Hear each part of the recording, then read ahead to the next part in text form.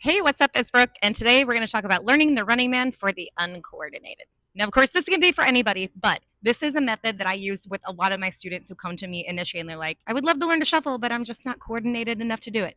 I promise you that you are. You have to just think of it as like your coordination is just a series of movement patterns that is coded into your nervous system. And these particular movement patterns just haven't been coded yet. So we just have to write the code one line at a time. And I promise that you can do it. So this is the method. What we're going to need for this method is a line. I'm using painter's tape.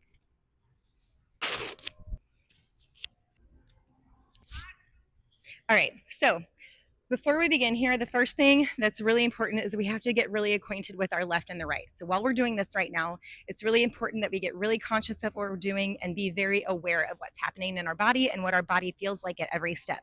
So what I'm going to have you do to start is standing on the line, and we need to really tap into like which foot is your left foot, which foot is your right foot. Your left foot is going to start standing on the line, your right foot is going to be lifted. So focus, left foot on the line, right foot lifted. What's going to happen next is we're going to practice splitting the line with our feet. We want the left foot, the one that's on the line, to end up behind the line, and the right foot, the one that's currently lifted, to land in front. So this is going to be the position that we land in.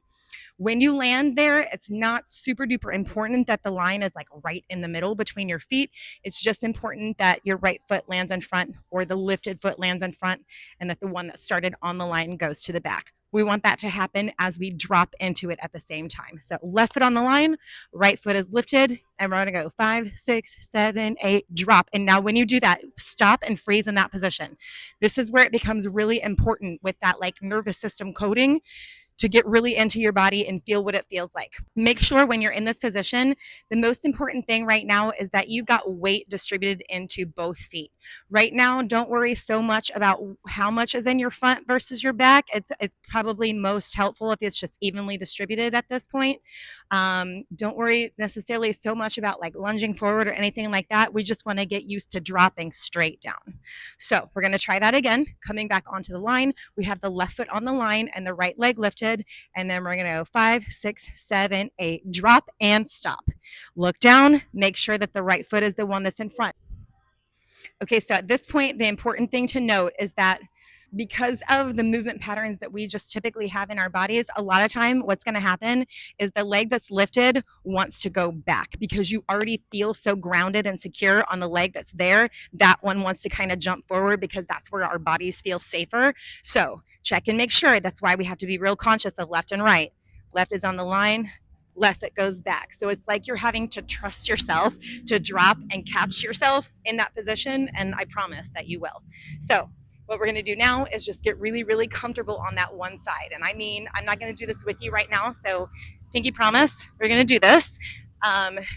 Practice that like a good 10 to 20 repetitions of just doing it on that side. And then we're going to repeat the same thing on the other side. So coming back to the line, now we're going to go right foot on the line, left leg lifted. And now think about what's going to happen. We want the foot that's on the line, the one that we're standing on, to go backwards. And we want the lifted one to drop straight down. Boom. Stop. Get in that position. It's probably going to feel different on this side than it did on the other side. You're going to have one side that feels a lot more secure and stable. So when you're in this position, stop, get into your body, feel what it feels like to have that weight distributed into both feet and have that nice upright posture here. And then come back in and do it again. We're going to lift the left leg, and then same thing. We're thinking about the left leg being lifted. We want that knee and the foot to be out in front of the other leg, and then we go 5, 6, 7, 8, drop right into it, stop and check. Are you splitting the line? So now that process just repeats. Do that same thing on the other side.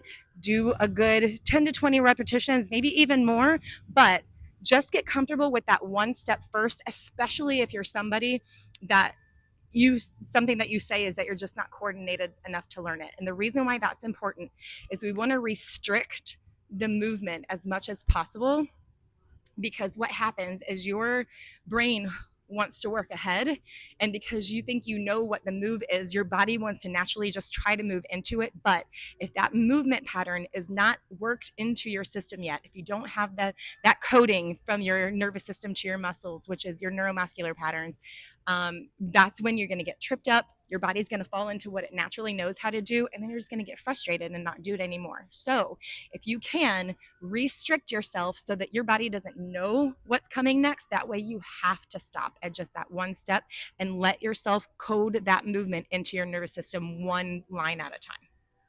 Weird analogy, I know, but it makes sense. So that's step number one. Now we're going to move on to step number two, which you're only going to move on to if you feel really comfortable with step number one. Step number two is now we're going to start from that split stance position and move back to the single leg position. So let's start from right foot in front of the line, left leg behind the line. So what's going to happen at this point is the one that's in front needs to come backwards onto that line.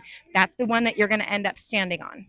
So front line comes back, and that means that that other leg has to come up in front of you, and that's going to happen at the same time.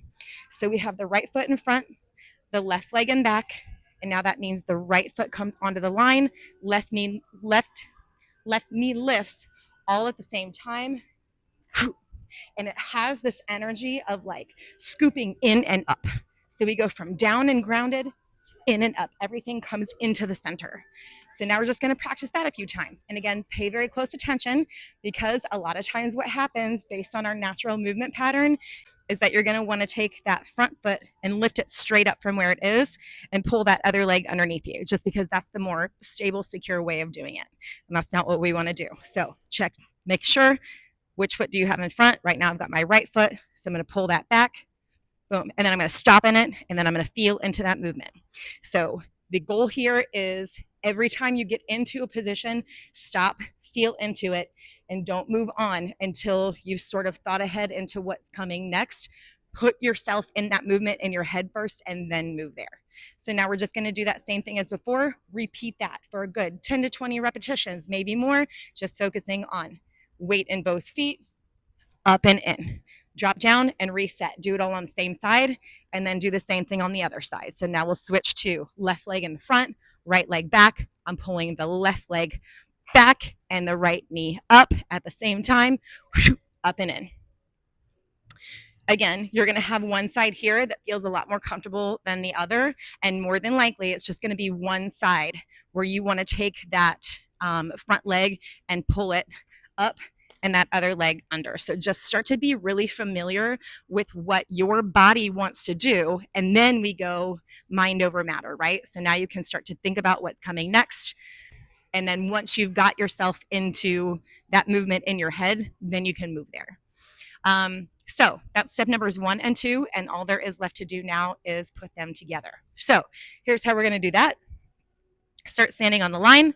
We're going to go ahead and start with that right knee lifted. So we lift up the right knee. Now what happens here? Pop quiz. When you're on that single leg, we have to now go from the line to splitting the line, right? Which leg is going to go behind the line?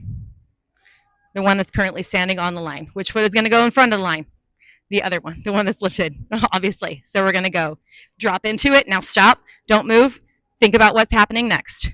We're going from splitting the line to now having to be on the line on one leg. Which leg is going to come back to the line? The front. So I'm going to pull it back. Boom. Lift it up. Stop and think about it. Now I'm on the single leg balance. I need the leg that's on the line to go back, and the left foot, the one that's lifted, to go down. Stop and think about it. Now I'm splitting the line. I need to go back to a single leg balance on the line. I'm going to pull the foot in front of the line back to the line. And literally, we're thinking through that process just one step at a time. So that's going to avoid moving, like trying to go too fast into it, and then we end up with like all these like runny things and like just splitting and completely skipping a step and all of that stuff. And then again, that's where the frustration comes in. So it takes just allowing yourself to slow down a little bit, giving yourself permission not to get it the first time. That's really, really, really important. It takes a lot of time, a lot of practice, a lot of repetition. So if you can just promise yourself that you're going to slow down and take it one step at a time, and just trust the process, trust that the more your body does it, the more it's just making those connections, and eventually it will start to feel a lot more natural. So that's where we're going to stop that one today. We're not going to move on any faster. We're not going to do it with music. Just wanted to go over with you those 3 steps, the way to connect them together, and now leave you on your own to do lots of practice and lots of repetition and give yourself the time. Pinky promise you're going to do that? Pinky promise. Okay. See you in the next one.